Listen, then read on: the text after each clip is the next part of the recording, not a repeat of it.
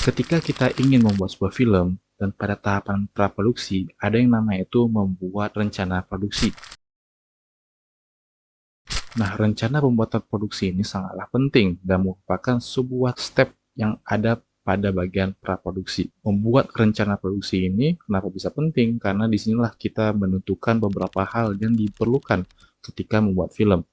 Dan hal-hal yang diperlukan ini seperti apa? Misalnya seperti kru, talent, lokasi syuting, dan juga waktu syuting. Tentu saja keempat hal ini adalah hal yang penting dan dibutuhkan ketika kita ingin memproduksi sebuah film. Karena kalau nggak ada kru film, ya gimana film itu bisa dibuat? Jadi makanya pada tahapan membuat rencana produksi ini kita memerlukan untuk membentuk keempat hal tadi, yaitu seperti penentuan kru, penentuan talent, penentuan waktu syuting, dan penentuan lokasi syuting. Agar apa? Agar ketika waktu produksi nanti kita tahu apa saja dan siapa-siapa saja yang akan ada pada sesi produksi nanti. Nah, hal yang pertama kali kami lakukan biasanya ketika melakukan pembuatan atau rencana produksi ini adalah untuk menentukan kru film nanti. Karena ketika kita sudah mengetahui kru-kru film nanti, maka kita bakal tahu nih job desk-nya apa saja dan siapa saja yang akan ikut ketika syuting nanti. Jadi kita sudah tahu nih manpower-nya ataupun ya sumber daya manusianya lah ketika kita ingin syuting nanti. Dan kita bisa langsung ngasih job desk-nya apa saja dan kita bisa bilang terus apa saja yang perlu dipersiapkan ketika praproduksi ini berlangsung gitu. Nah, biasanya penentuan kru film ini ada beberapa bagian ya ataupun ada beberapa peran yang perlu diisi dan biasanya kami itu menentukan kru film itu sesuai dengan job desk yang benar-benar menurut kami itu penting untuk diisi terlebih dahulu. Nah, apa saja nih bagian-bagian yang penting untuk diisi terlebih dahulu? Yang pertama, yang menurut kami penting untuk dimiliki ataupun yang perlu untuk dipilih terlebih dahulu adalah sutradaranya siapa, kemudian untuk direktur fotografi ataupun DOP, kemudian ada kameramen, intinya yang mengoperasikan kamera, kemudian ada artistik, kemudian ada soundman. Untuk yang kelima itu adalah production assistant. Jadi itulah beberapa bagian atau beberapa spot yang perlu diisi terlebih dahulu menurut kami. Untuk bagian-bagian lain itu bisa sesuai dengan kebutuhan ya. Karena ketika produksinya itu lebih serius, lebih advance, lebih tingkat lanjut, maka ada bagian-bagian lain yang memang perlu dikonsider untuk dipilih ataupun untuk ditentukan siapa krunya. Tapi untuk episode ini kita bakal bahas tentang perencanaan produksi aja. Jadi yang kami katakan ini, yang aku katakan ini adalah hal-hal yang menurut kami itu penting ya, bagian-bagian yang harus diisi ketika penentuan ataupun perencanaan produksi ini.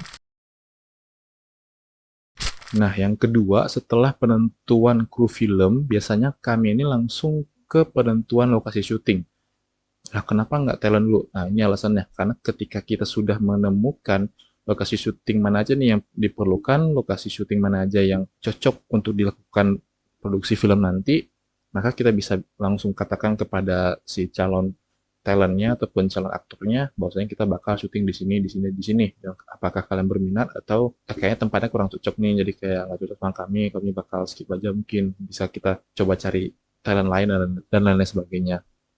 Tapi intinya ini nggak ada bermasalah ya gimana urutannya. Intinya ini adalah empat hal yang biasanya sering kami lakukan ketika untuk menentukan ataupun perencanaan produksi film nanti. Gitu.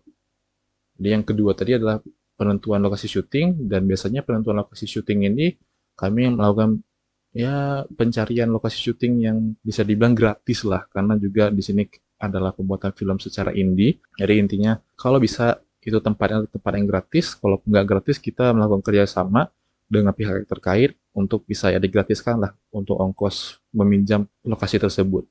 Karena ini juga penting untuk memangkas biaya produksi kita. Nah, intinya gitu. Setelah penentuan lokasi syuting, biasanya kami lanjut ke penentuan aktor ataupun ya penentuan talent. Karena seperti yang aku bilang tadi, biasanya kalau udah ada lokasi syutingnya, itu bisa langsung komunikasikan kepada calon-calon talent ini, bahwasanya kita bakal syuting di sini, kita bakal syuting di sana. Dan agar mereka tahu tuh, jaraknya jauh nih, kalau emang agak jauh, mungkin nggak bisa syuting dan lain sebagainya. Kalau emang deket, wah langsung ambil gitu. Jadi itulah kenapa biasanya kami melakukan penentuan talent itu setelah menemukan ataupun sudah menentukan lokasi syuting kita nanti. Untuk mekanisme mendapatkan talent ini juga bervariasi, bisa seperti misalnya diseleksi ataupun casting, kemudian atau ya tinggal tunjuk aja. Tapi seringnya kami itu nunjuk si talentnya agar lebih cepat dan juga bisa dikomunikasikan bagaimana kondisi kami gitu. Nah, setelah menentukan pemeran film, kami langsung lanjut ke menentukan waktu syuting.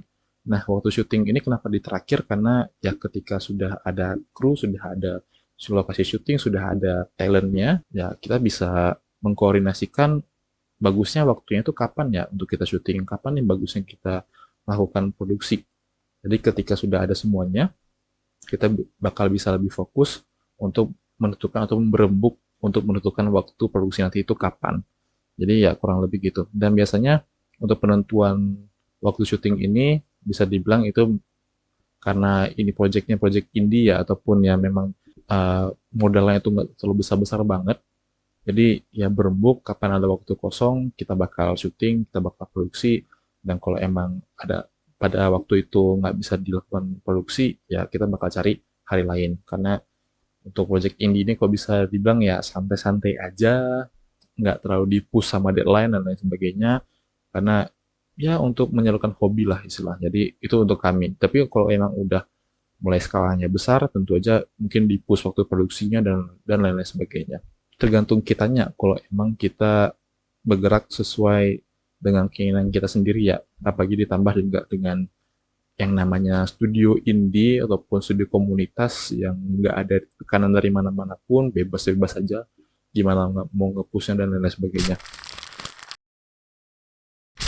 Jadi itulah keempat hal yang dilakukan ketika melakukan perencanaan produksi. Yaitu yang pertama ada penentuan kru, kemudian ada penentuan lokasi syuting, penentuan talent, dan yang terakhir adalah penentuan waktu produksi ataupun waktu syuting. Dan keempat hal ini ya bisa teman-teman ya sesuaikan aja gitu. Mau menentukan lokasi syuting terlebih dahulu, terus kru, terus talent, ya urutannya terserah teman-teman semua. Tapi yang kami sebutkan tadi adalah hal-hal ataupun urutan-urutan yang biasa kami lakukan. Jadi itu saja untuk video kali ini. Semoga bermanfaat and see you soon.